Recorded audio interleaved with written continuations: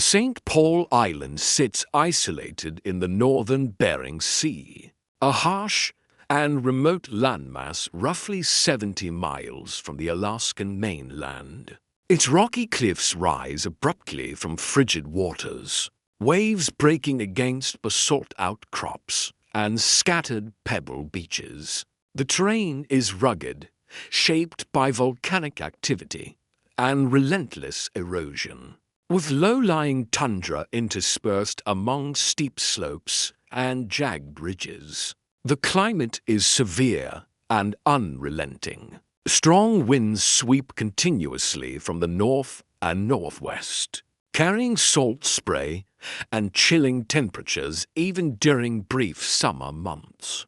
Fog drifts across the island, limiting visibility and blending the sky with the horizon, while snow can fall unexpectedly. Even in late spring, vegetation is sparse, consisting mostly of hardy grasses, lichens, and low shrubs adapted to short growing seasons and freezing winters. Bird colonies dominate certain cliffs, their cries echoing across the empty landscape.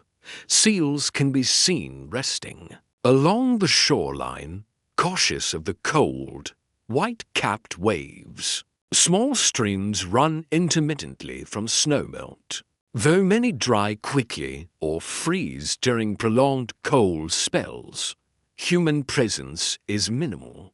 The island is mostly uninhabited, with only occasional visits from whalers or sealers who know its dangers.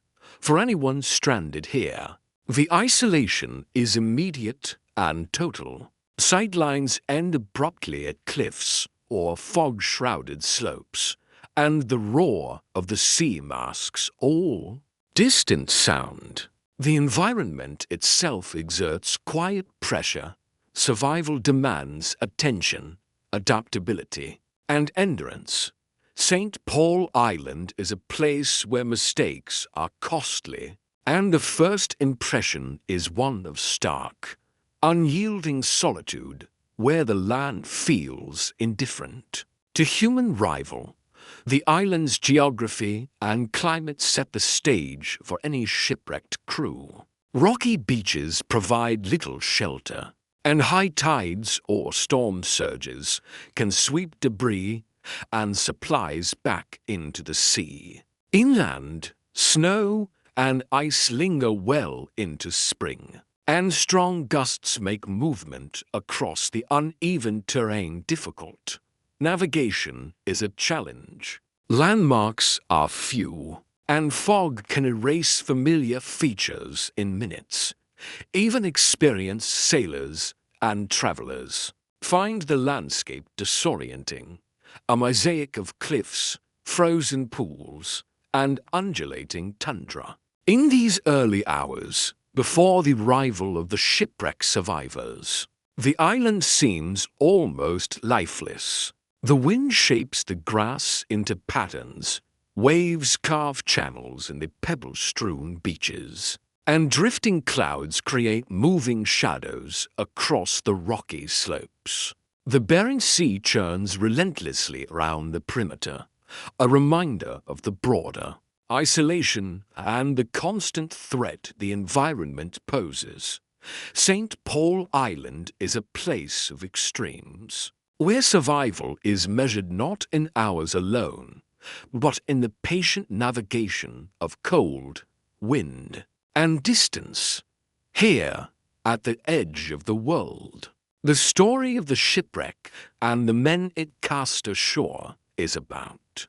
To begin, their ordeal will be defined by the island's isolation, its unforgiving climate, and the necessity of immediate adaptation.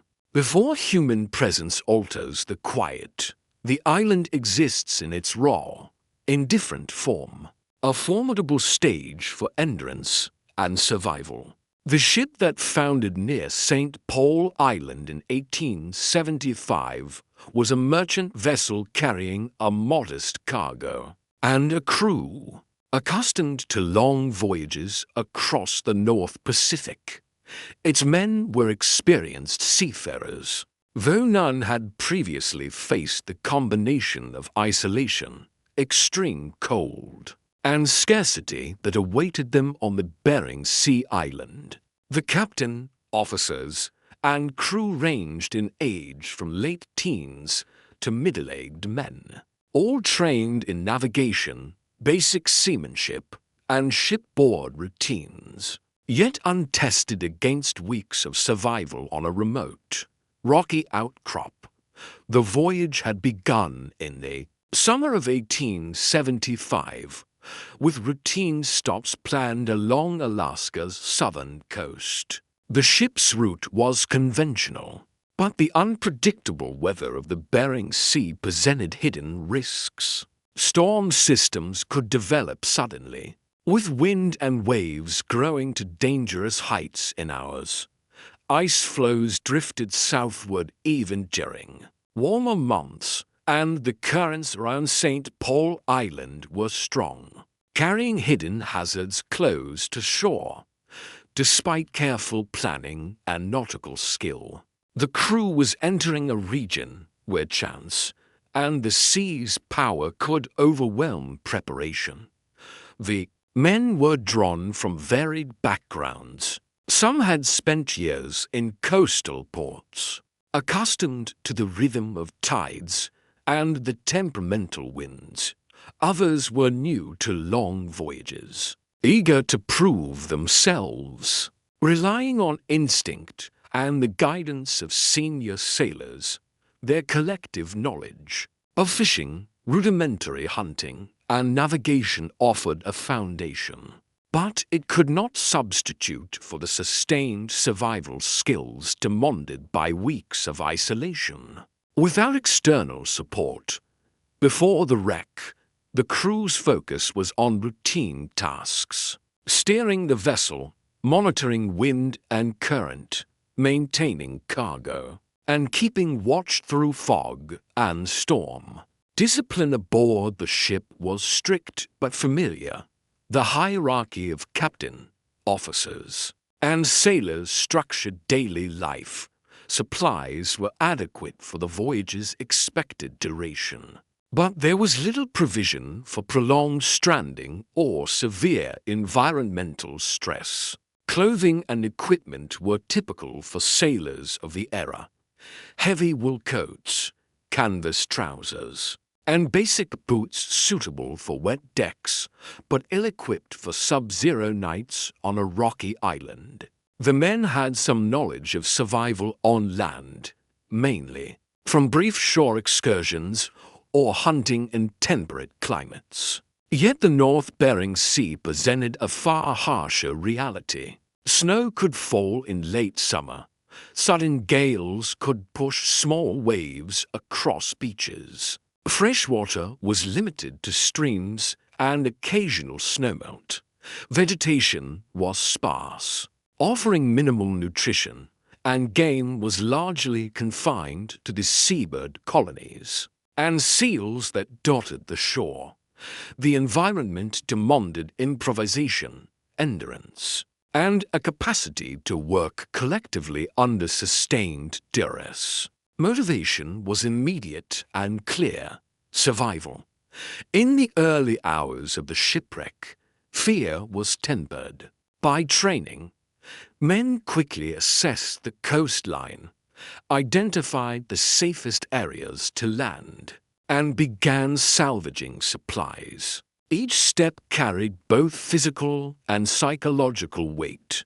Every slip on wet rocks risked injury. Every decision about which resources to prioritize could determine days of sustenance. Their collective background provided a base of knowledge, but the island's isolation and climate required adaptation beyond the bounds of ordinary experience. The context of this incident underscores the fragility of human planning against environmental extremes. These were competent, skilled sailors, yet the intersection of cold, isolation, and limited resources created a scenario where survival would not be guaranteed. Their previous experience gave structure to their actions, but it could not mitigate the immediate reality. They were trapped on a remote island with a harsh climate, minimal food, and no chance of external aid for weeks. The story of the 1875 St. Paul Island shipwreck is not of untrained men thrown into chaos, but of trained individuals encountering a situation that tested the limits of preparation, skill, and endurance. The island's geography, the unpredictable Bering Sea, and the absence of any nearby settlements combined to create a crucible of survival. The crew's background and prior experiences would shape their initial responses, yet the unfolding days would demand resilience, cooperation, and constant vigilance against the environment itself. The disaster unfolded over the course of a single, relentless night in late summer 1875.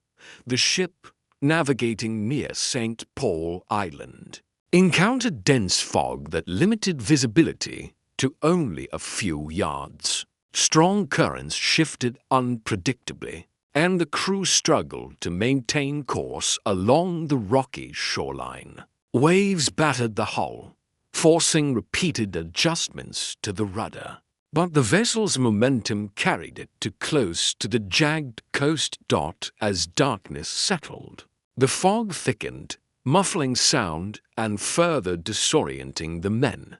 The first impact came without warning, a sharp, metallic crunch as the hull struck submerged rocks. The jolt was violent, shaking the deck, throwing cargo from its lashings, and pitching men against railings and bulkheads. Water rushed in through breached seams, and the captain immediately ordered the lowering of lifeboats. However, the violent surf made deployment hazardous, and many boats were smashed against rocks almost as soon as they left the deck. Attempts to reach calmer waters were futile. The combination of waves, wind, and submerged hazards made maneuvering impossible. Crew members clung to ropes, masts, and debris, working to salvage supplies and protect one another from the immediate dangers of drowning and hypothermia. As the hours passed, it became clear that the ship could not be freed from its grounding. The situation shifted from an attempt at rescue to one of survival. Staying alive on the island was now the only viable option. By morning, the wreck was largely destroyed. Only portions of the vessel remained intact above the waterline. Scattered along the rocky shore, the crew, exhausted, cold, and wet, made their way onto land, each step requiring careful balance on sharp, slippery stones. Injuries were minor, in most cases bruises, scrapes, and shock from immersion, but the cumulative effect of the night's ordeal had already begun to sap energy and morale. The point of no return was unmistakable. The island offered no shelter, no immediate sources of substantial food, and no means of signaling for help that could reliably reach other ships. Retreat to the sea was impossible. The small boats that survived were damaged, and the waters remained treacherous. The crew had crossed the threshold from a controlled shipboard environment into complete isolation.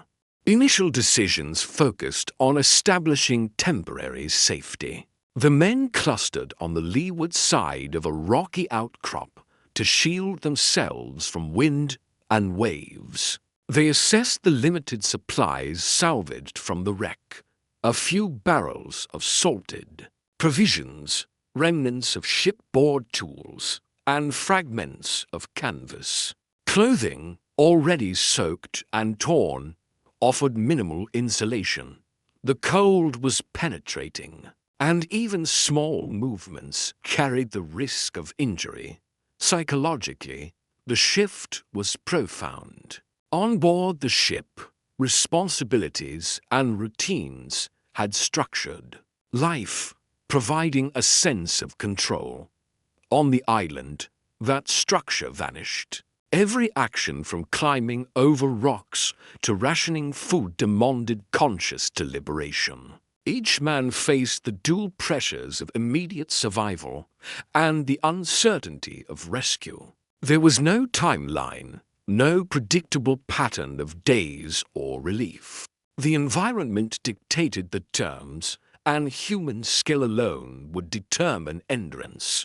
The first night on land was a quiet but relentless trial. The wind howled over the cliffs, carrying sharp, salt-laden mist. Tides surged unpredictably, sweeping over the shore and threatening the meager supplies. Fires were lit in protected depressions, though smoke threatened to attract seabirds that circled curiously. Sleep was shallow and interrupted. Exhaustion competed with vigilance, and the men remained alert to both natural hazards and potential injury.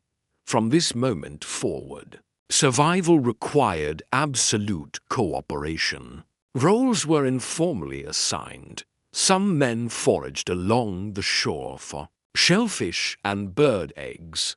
Others maintained fire and constructed makeshift shelters. The lessons of the ship, the importance of order, assessment, and methodical action shifted to a terrestrial context. The crew's seafaring experience informed movement, rationing, and risk assessment. Yet the island's isolation imposed a wholly new set of challenges. This phase marked the transition from a singular disaster to prolonged survival.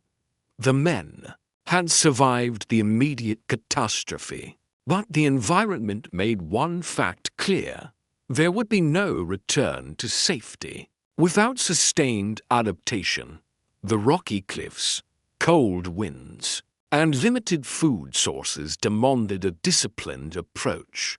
Each choice carried weight. Mistakes could result in injury, starvation, or death. The St. Paul Island shipwreck crew had passed the point of no return. The familiar structures of shipboard life were gone, replaced by the raw, indifferent forces of nature. From here, survival would depend not on luck, but on the disciplined application of skill, cooperation, and endurance against an environment that offered no leniency. In the days following the wreck, the crew shifted focus from immediate safety to establishing a sustainable routine. The island's terrain was steep, rocky, and largely barren, punctuated by low scrub, scattered boulders, and narrow tidal flats. Cold winds blew consistently from the north, carrying moisture from the surrounding Bering Sea. The men quickly recognized that survival would require methodical planning, precise rationing, and careful use of salvaged materials. Shelter was the first priority.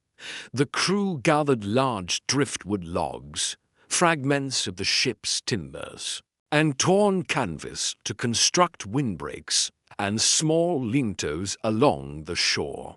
They positioned these shelters behind natural rock formations when possible, using the boulders as walls against the persistent wind. Canvas and sails provided coverage. Though gaps were inevitable, the shelters were functional rather than comfortable, designed to prevent hypothermia and offer a dry place to rest rather than warmth or aesthetic appeal. Food was the next critical concern. The men relied heavily on what they could salvage from the wreck: barrels of salted meat, limited provisions of ship's biscuits, and a handful of dried beans. Recognizing that these stores would not last, they supplemented with foraged resources. The island offered a limited diet. Seabirds nested in rocky crevices, eggs could be collected, and occasional clams or mussels were gathered along tidal pools. Foraging was methodical, with each crew member assigned a sector of the shore to search daily, minimizing overlap and maximizing efficiency. Water was scarce and required careful collection. Streams were few and often temporary, fed by runoff from rainfall. Men dug shallow depressions in gravel beds to catch filtered runoff, and rainwater was collected in canvas sheets and large shells. Water was rationed judiciously, as dehydration would compound the effects of cold and malnutrition. Drinking salt water was fatal, and the crew quickly learned to recognize the dangers of poorly filtered or stagnant water. Daily routines were established. Mornings began with checking the condition of shelters, fires, and stored supplies. Foraging or hunting tasks were carried out during daylight, when visibility minimized the risk of injury. On the jagged terrain, evenings were reserved for preparing food, repairing shelters, and tending to the weak or injured. Every action was deliberate. No energy could be wasted, and every movement had to balance immediate need with conservation of strength. Injuries and minor health issues were constant concerns. Cuts from sharp rocks, scrapes from driftwood, and bruises from slips could quickly become serious under prolonged exposure to cold, damp conditions. The men cleaned wounds with filtered water and used fragments of sail or cloth as bandages. Foot care was particularly critical. Blisters or frostbite could immobilize a man, preventing him from performing necessary tasks. Mental resilience became as important as physical endurance. Days were monotonous, and the isolation magnified small frustrations into significant challenges. The men maintained structure, dividing responsibilities and creating a semblance of routine. They marked landmarks to track movement, monitored tide patterns, and observed bird behavior for signs of weather change. This attention to detail, though tedious, provided a sense of control. In an environment otherwise indifferent to human presence, the use of fire was both practical and symbolic. Small fires were maintained for warmth, cooking, and signaling. Though the latter was limited by the uncertainty of passing ships or observers, fire management required constant attention. Fuel was collected in advance, wet driftwood dried near embers, and fires were extinguished carefully when necessary to prevent exposure or accidental spread. Over time, the men refined survival strategies. They identified safer routes along the rocky coastline, established permanent shelter locations, and mapped the distribution of edible resources. They learned to balance exertion with energy conservation, recognizing that overexertion could have severe consequences. Storms were anticipated by observing clouds, wind, and animal behavior, allowing preparation of shelters and rationing of food before conditions deteriorated. The cumulative effect of these efforts was gradual stabilization. While hunger and cold remained constant companions, the crew's methodical approach allowed survival beyond the first critical week. Every day brought incremental progress, more secure shelters, reliable water collection points, and a clearer understanding of the island's hazards. The environment remained unforgiving, yet a rhythm emerged that made the conditions manageable. Despite this adaptation, danger was omnipresent. Heavy rains periodically flooded low-lying shelters, forcing relocation or improvisation. High winds could sweep away unsecured supplies, and the rocky terrain made simple movements hazardous.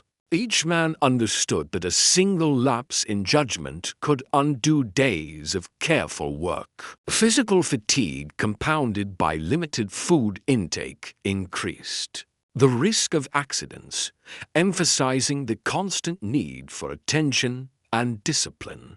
Cooperation remained critical. Tasks were distributed based on ability and prior experience. Stronger men lifted logs.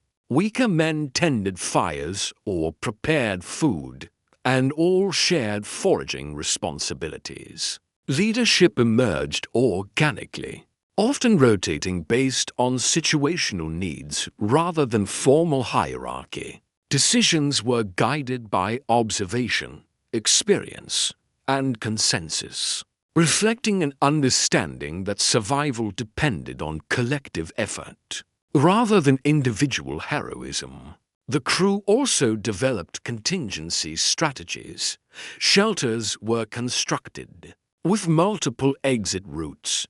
Food caches were dispersed to prevent total loss, and backup water sources were identified. These measures were preventive, reducing the risk posed by sudden storms, tidal surges, or other environmental hazards. Every decision reflected the harsh reality of isolation. Preparation was survival, and improvisation could determine life or death.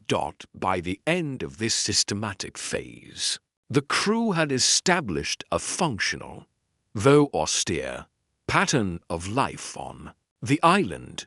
Shelters offered relative protection. Food and water collection methods were sustainable, and the men's daily routines provided structure against the chaos of isolation. The initial shock of the wreck had passed, replaced by deliberate, careful adaptation. The men's physical condition remained tenuous. Weight loss, fatigue, and minor injuries were evident, yet no new, severe ailments had emerged. Mental fortitude had been tested repeatedly, and the discipline required to maintain survival became internalized. Each day was a measured negotiation with the environment, a balance of risk, effort, and necessity. St. Paul Island's challenges had shaped the crew into a methodical, enduring group. Success was not marked by comfort or victory, but by survival itself. The ability to continue day by day, task by task, against a landscape indifferent to human presence. The lessons of these weeks' resilience, observation, and adaptation would define the remainder of their ordeal.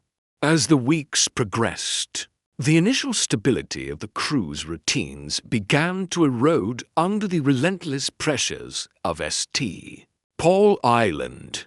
Physical exhaustion compounded by limited food intake became increasingly apparent. Men who had been relatively strong at the outset now moved slowly, their gait cautious over the jagged rocks and uneven ground. Minor injuries worsened. Scrapes festered in damp conditions. Blisters expanded from constant movement, and the cold wind aggravated joint stiffness. Fatigue was pervasive, influencing both speed and judgment, making even familiar paths hazardous. Rationed. Supplies dwindled steadily. Salted meat and ship's biscuits, once carefully portioned, now provided barely enough energy to sustain basic activity. Foraged food, eggs, clams, and small seabirds was inconsistent and often required arduous effort to collect. Low caloric intake weakened the men, reducing muscle strength and slowing recovery from injury or exertion. Days without substantial nourishment became longer and more grueling, with the cold amplifying the effect of malnutrition. Storms intensified unpredictably, adding new layers of danger. Torrential rainstorms swept across the coast, flooding low shelters and washing away exposed food caches. High winds tore at makeshift canvas roofs, forcing hasty repairs and leaving some men soaked and shivering through the night. Even minimal exposure carried risk. The combination of damp clothing, wind, and low temperatures increased the threat of hypothermia. Nights became periods of both rest and constant vigilance, as the men listened for signs of changing weather or sudden environmental hazards. The mental strain mirrored the physical decline.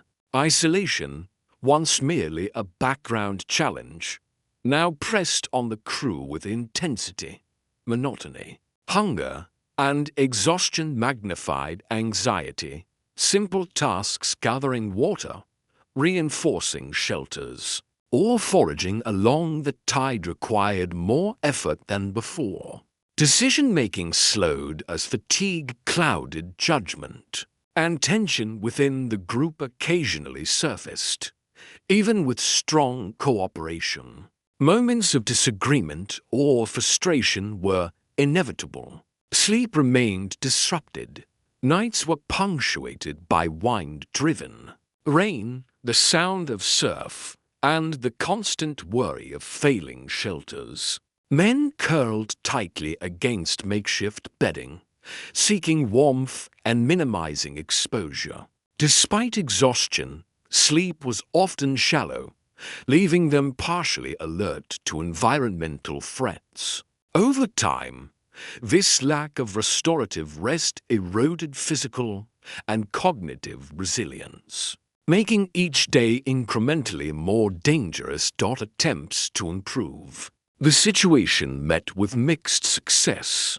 The crew experimented with relocating food caches to higher ground, reinforcing shelters with heavier driftwood, and developing makeshift clothing from salvaged sails and rags to protect against wind and moisture. These strategies provided temporary relief, but could not entirely mitigate the effects of prolonged exposure and scarcity. Survival became an exercise in incremental improvement, rather than transformation of conditions. Health deterioration began to emerge clearly. Weight loss, pale or sallow complexions, and reduced strength were visible among the men. Minor cuts and abrasions became slow-healing wounds, and susceptibility to cold and fatigue increased. The combination of physical weakness and environmental hazards meant that even routine movements carried real risk. A slip on wet rock could result in a serious injury, potentially fatal in isolation. The psychological burden of ongoing uncertainty intensified. Each storm, each day without sufficient food, each injury, reminded the crew that their survival was never guaranteed. Fear was not dramatic, but persistent or quiet. Constant pressure that influenced every action. Mental strategies relied on discipline, maintaining routines, assigning tasks, and observing environmental cues became coping mechanisms to counteract anxiety and prevent despair from taking root. Time itself began to blur. Days and nights passed with little distinction. Marked primarily by tasks rather than the sun or weather, the monotony amplified stress, and memory of prior events became fragmented. Tracking progress and landmarks became increasingly vital to avoid disorientation. Men frequently revisited the same areas for resources, adapting routes to conserve energy while maximizing foraging success. Despite escalating challenges, small successes reinforced resilience. A particularly abundant tide pool, a secure shelter, repair, or a successful retrieval of a bird egg became moments of relief. These incremental gains provided psychological stabilization and reinforced the efficacy of careful planning and cooperation. Survival depended not on triumph, but on the steady, cumulative effect of measured actions. Losses, however, were inevitable. Some crew members' health declined more rapidly, requiring redistribution of tasks and additional support from others. Fatigue led to minor accidents, and the loss of food stores in storms created temporary shortages that heightened tension and anxiety. The environment remained unforgiving, and the margin between safety and harm narrowed continuously. By the end of this phase, the crew's condition reflected the compounded impact of prolonged survival under extreme conditions. Physical weakness, minor injuries, and psychological strain were evident. Yet their continued endurance underscored the importance of routine, observation, and methodical adaptation.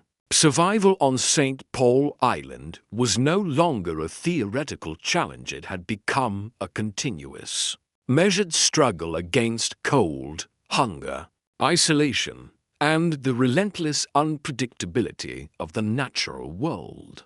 After weeks of relentless survival, the first tangible signs of potential rescue emerged. The sound of distant voices carried faintly across the wind, likely from local sealers or passing whalers. Smoke plumes, small and intermittent, indicated human activity somewhere along the coast.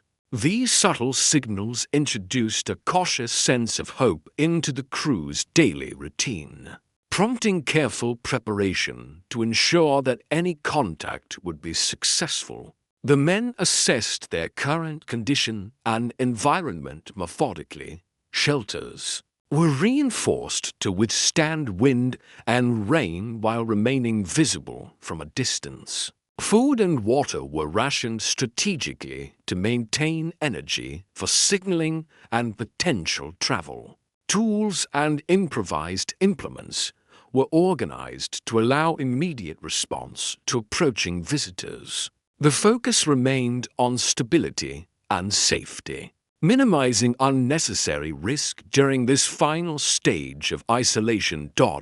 When rescuers arrived, the encounter was understated. There was no sudden extraction or dramatic rush. Observers noted a group of weakened, fatigued men, but capable of standing and moving with assistance. Rescuers assessed the crew quietly, providing immediate sustenance and guidance. This calm approach reflected the practical realities of survival. Life preserved not through heroics, but through endurance, adaptation, and cooperation. The escort down the island's treacherous terrain was deliberate and measured. Every step required caution, as exhaustion and lingering injuries made the men vulnerable to slips and falls. Guides chose familiar paths, avoiding unstable slopes and swift currents. The rescued men's prior experience in managing risk now allowed them to participate in their own safe descent, further emphasizing the methodical nature of survival as a series of careful decisions. Arrival at a nearby settlement marked the conclusion of isolation. Medical attention was administered quietly and efficiently. Wounds were cleaned, hydration restored, and nutrition gradually reintroduced. Recovery was slow but steady, reflecting the extended period of deprivation and exposure.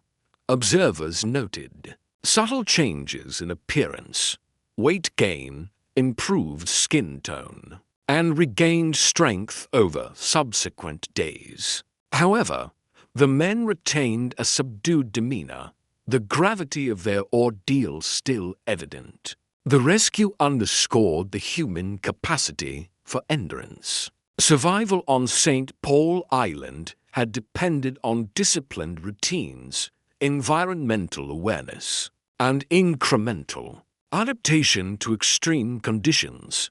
The final act of rescue, while crucial, was only one element in a sequence of sustained effort that had preserved life.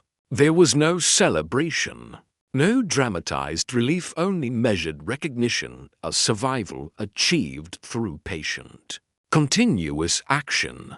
The crew's return to a more populated environment allowed reflection on the experience.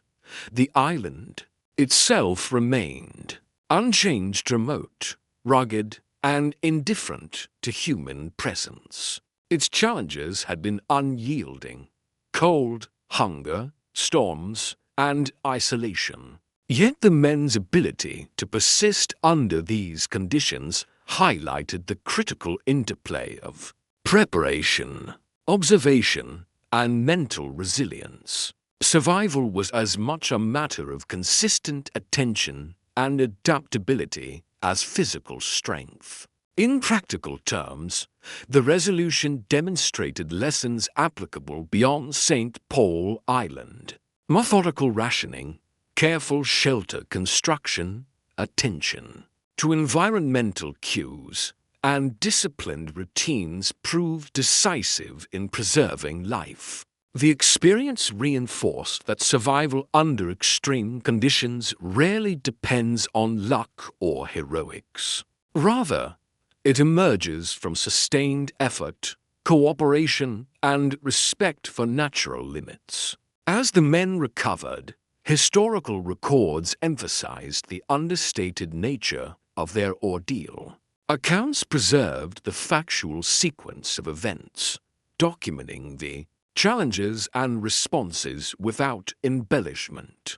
Observers recognized that survival in such environments demanded continuous vigilance, not dramatic intervention, and that endurance could be measured in incremental, deliberate choices rather than single decisive acts. This phase concluded the immediate narrative of survival.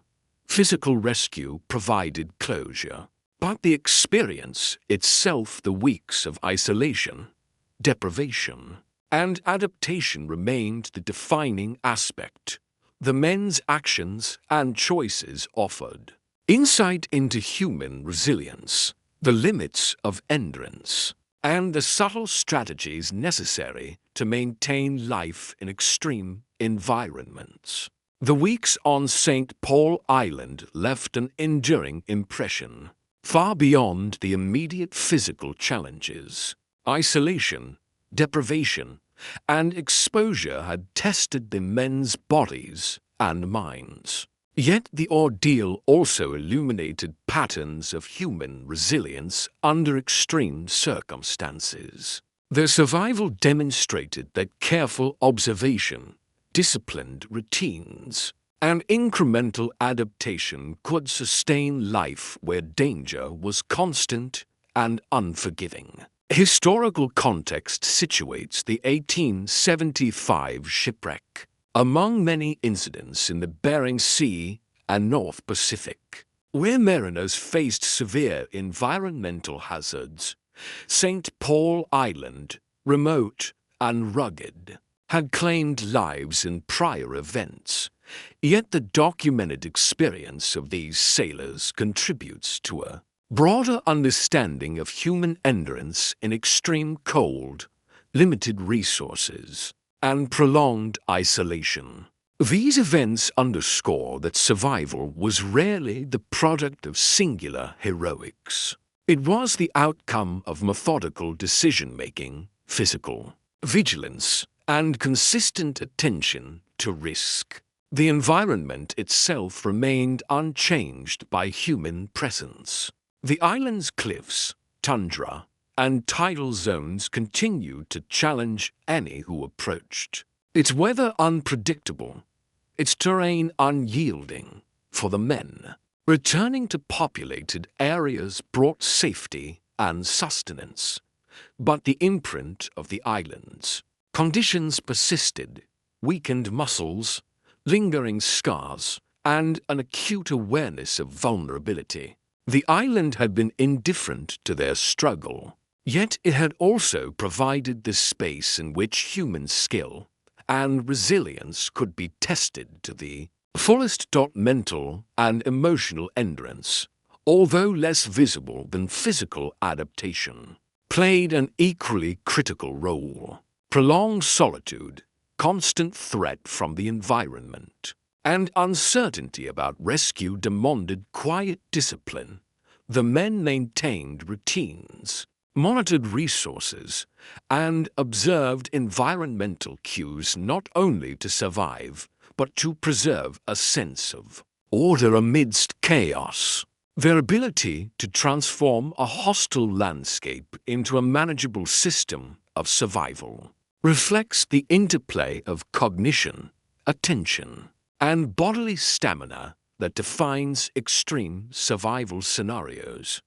These lessons resonate beyond the immediate story. Modern survival studies, search and rescue training, and historical analyses draw upon such events to understand risk management, adaptation, and resilience. The St. Paul Island shipwreck illustrates the principles of self-reliance and environmental literacy. Knowledge of terrain, weather patterns, food sources, and shelter options proved indispensable. Every decision, from rationing to constructing temporary shelters, contributed incrementally to continued survival. The narrative's restraint highlights a broader truth about survival. It is sustained, measured, and often invisible. The men's endurance was not cinematic or dramatic, but meticulous and deliberate. Rescue provided closure, but the weeks of exposure were the substantive testament to human capacity. Observing the men's gradual restoration in settlements, historians and witnesses alike emphasized the subtle, cumulative nature of survival, contrasting sharply with popular notions of immediate heroics. In conclusion, the 1875 St. Paul Island shipwreck and subsequent survival reveal enduring principles about human adaptability. The environment's harshness did not diminish the men's resilience. Rather, it clarified the strategies necessary to endure. Methodical routines, careful observation, and mental discipline sustained life where immediate aid was unavailable. Physical and psychological endurance intertwined, revealing survival as both a practical and cognitive process. Ultimately, the story closes quietly. The island remains as it always was: remote, cold, and unforgiving.